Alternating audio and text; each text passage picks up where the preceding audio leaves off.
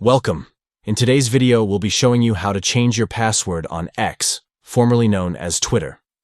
Keeping your account secure is crucial, and changing your password regularly can help protect your personal information. Let's dive into the steps. First, launch the X app on your Android device. Make sure you're logged into your account so you can access the settings. Once the app is open, locate your profile icon. Tap your profile picture or the navigation menu icon in the top left corner of the screen. This will take you to your profile options. Next, tap on Settings and Support. From there, select Settings and Privacy to navigate to your account settings. Now, choose Your Account. This section contains all the important settings related to your account. After that, tap Change Your Password.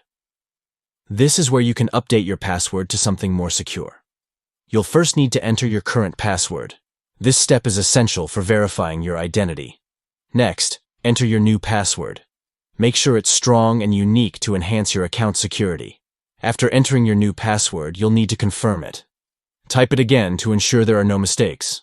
Finally, tap Update Password. This will save your changes and your new password will be set. And that's it. You've successfully changed your password on X. If you found this video helpful, don't forget to like and subscribe for more tips on keeping your account secure. Thanks for watching.